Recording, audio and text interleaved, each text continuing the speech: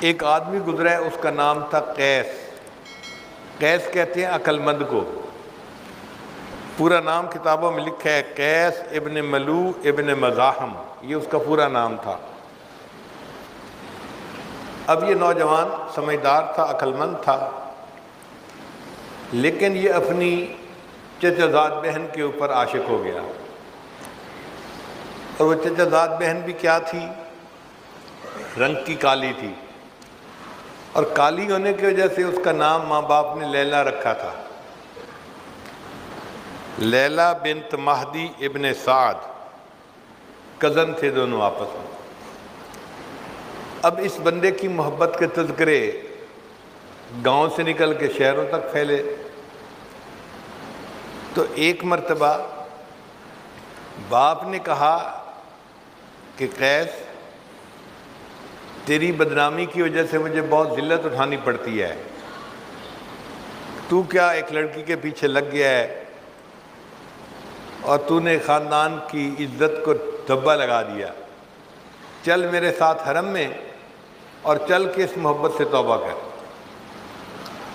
تو یہ قیس اپنے باپ کے ساتھ حرم میں چلا گیا۔ بیت اللہ کے پاس پہنچ کے والد نے کہا کہ توبہ کر اس محبت سے، تو اس نے غلاف کعبہ کو پکڑ کے ایک شعر پڑھا،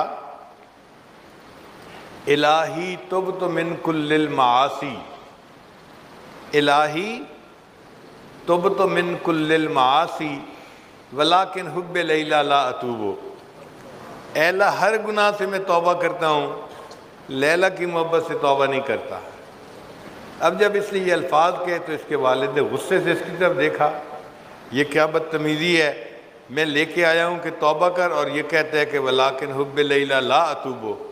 تو سمجھدار تو تھا ہی صحیح، اس نے جب دیکھا کہ والد نے خفا ہو کے دیکھا ہے تو اگلا شعر پڑھا، الہی لا تسلبنی حبہا ابدا، اے اللہ اس لیلا کی محبت کبھی میرے دل سے سلب نہ کرنا، وَيَرْحَمَ اللَّهُ عَبْدًا قَالَ آمِينَ، اور جو میری دعا پر آمین کہہ دے اللہ اس بندے کے گناہوں کو بھی معاف کر دے۔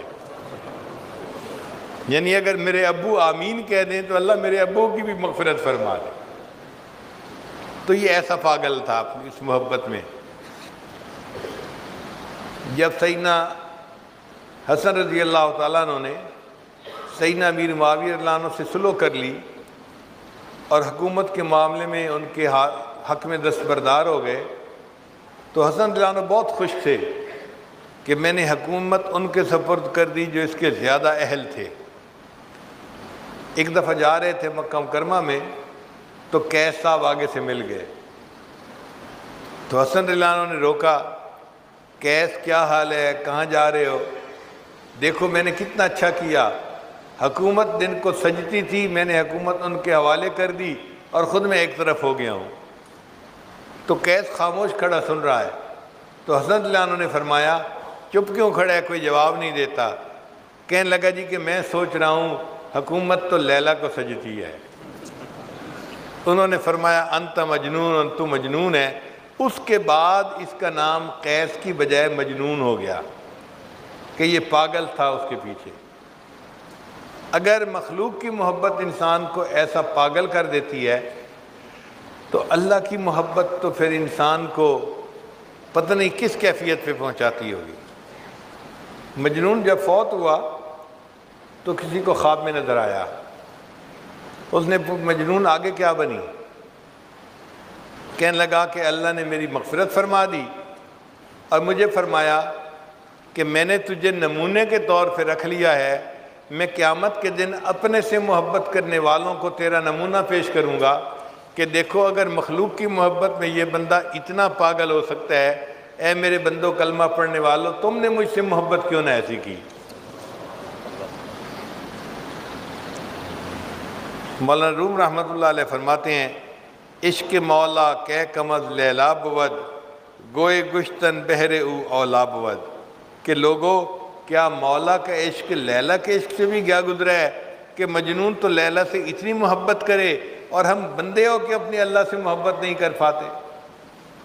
ایک حاکم میں وقت تھا، اس نے لیلا مجنون کی باتیں سنی، تو اس کو خیال آیا کہ پتہ نہیں یہ لیلا کتنی حور پری ہوگی کہ مجنوں اس کے پیچھے اتنا دیوانہ بنا ہے۔